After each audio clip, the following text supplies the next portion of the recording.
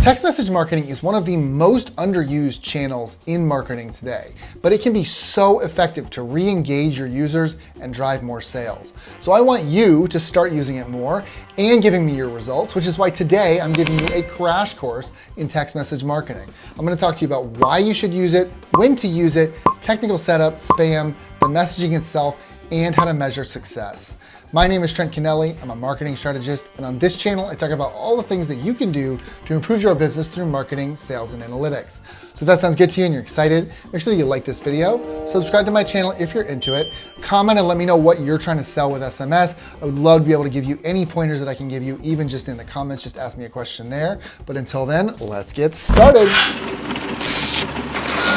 All right, so why should you use SMS or text message marketing? Well, consider this. People always have their phones on them, and every time they get a message, they will absolutely pick up their phone and see who it's from.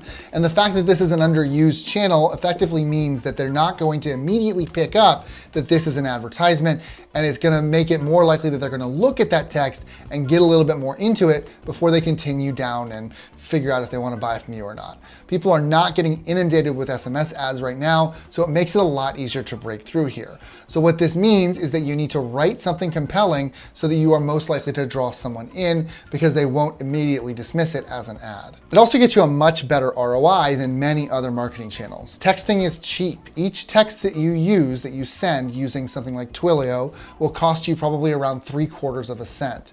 And according to Twilio, SMS open rates are around 82% versus around 30% for email. So if we assume that your on-site conversion rate is 5% and you send 100 emails versus 100 texts, the SMS conversion rate is naturally higher because more people are clicking on that text message versus the email. That would be 1.5 purchases for email versus 4.1 purchases for SMS if we assume that same conversion rate. That is an enormous difference. Then consider that a system like ActiveCampaign sends, admittedly less robust than Twilio, SMSs as part of its package, and the cost that you send reduces yet again. So when should we use it? The first thing to note is that this is a mid or bottom funnel activity. You typically break a sales process into top of funnel, middle of funnel, and bottom of funnel, where top of funnel is people who are just becoming aware of you. Maybe they've seen you on social media or something like that, and they visited your site. Your job here is to get them to come in and learn more about you. Middle of funnel is people who are familiar with you and are maybe opted into a freebie, an ebook, or something like that. Your job here is to build their interest and keep them engaged. And then bottom of funnel is people who know you and are familiar with you and are ready to buy from you. Your job here is very simple. It's to get them to buy, okay? So stepping back to when to use text message marketing, again, we want it middle of funnel and bottom of funnel because they're familiar with you, they've opted into something. When they've opted in, you have to have asked for their phone number so that you can have that information registered so that you can send them text, because without the phone number, you have no way to send them text messages, right?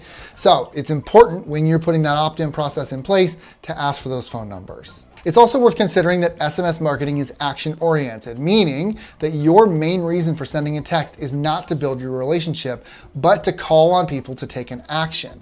This is at least somewhat obvious because we're in middle of funnel and bottom of funnel territory here, so your text should probably involve some sort of discount or direct ask, but do remember that as likely as people are to look, that 82% open rate, remember, they're also likely to lose interest and even forget if you don't give them a reason to stay engaged and interested, that being a call to action. Hey, get this 10% discount. Hey, come join our webinar, something like that. So it's very important to have that call to action.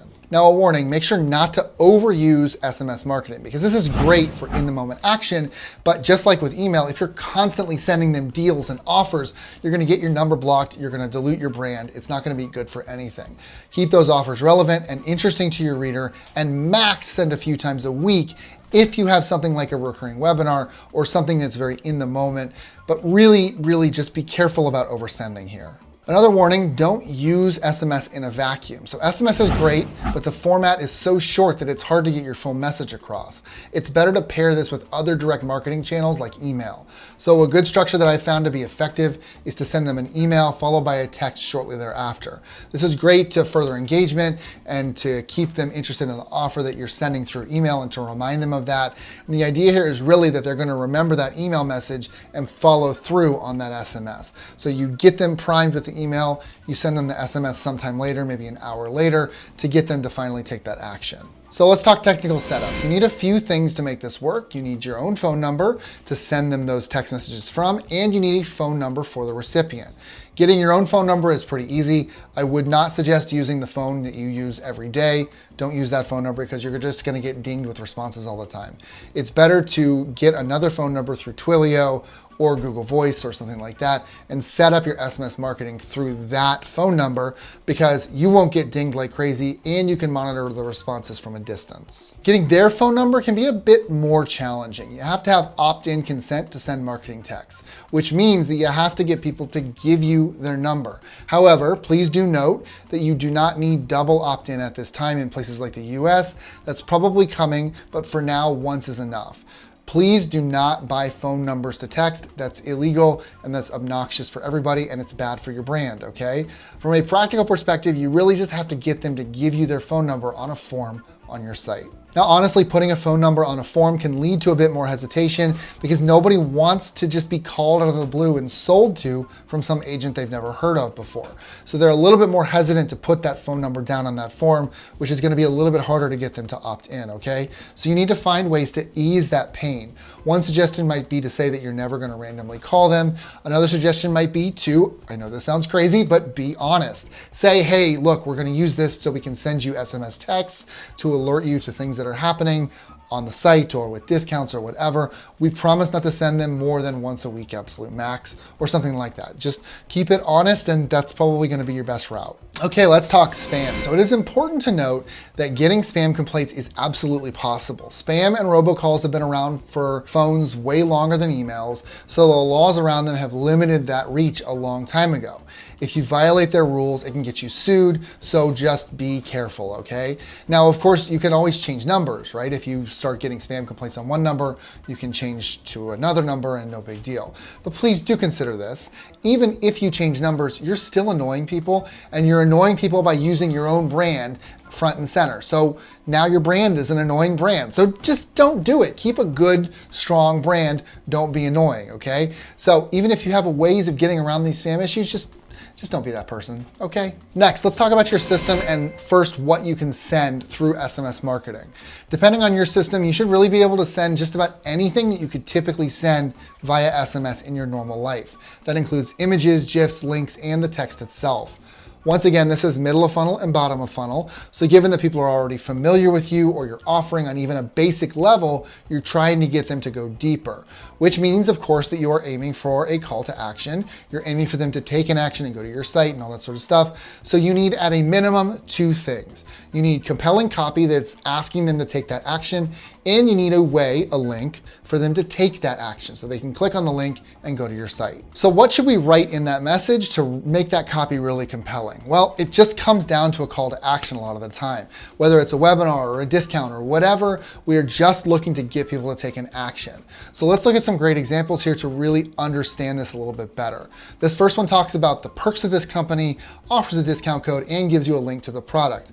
These two right here are direct calls to action, so you can see how they're really just saying, hey, come buy from us. But truly, that's what they're all saying. Hey, come buy from us. They're keeping their own brand voice, their own brand identity, but at the end of the day, they're just saying, hey, you've already heard of us, you know who we are. Here's a compelling reason, discount code, whatever, to want to come buy from us. Here's another way to think of it. How can we write this in a tweet that gets people interested in taking that action?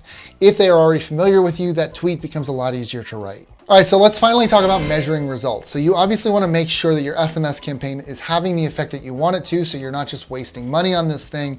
So measuring results is absolutely vital. The easiest thing for you to do to measure results here is use a system like Twilio that's going to show you how many texts were sent, how many people clicked, and that sort of stuff. But if you don't have that information, you can use things like UTM parameters.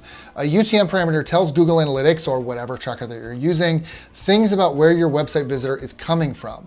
If you've ever seen a link like this, it's telling you the source of traffic, maybe that's custom audience or something like that, the medium of the traffic, so that could be social media or email, something like that, and the campaign, which is whatever you're using to uniquely identify this text. So if this is the text that you're sending on Tuesday, July 4th, about a 10% discount. You might call it discount 10 July 4, 2021, and that's the unique identifier for this text message. So anybody who clicks on that UTM parameter is going to see that, okay? Now, obviously, given all the restraints for the length of a text message, this is enormous for an SMS, and it's going to scare anybody who sees it in an SMS form. But if you put it in a bit.ly or a tiny URL link or something like that, it becomes much more manageable and people aren't going to be as scared of it.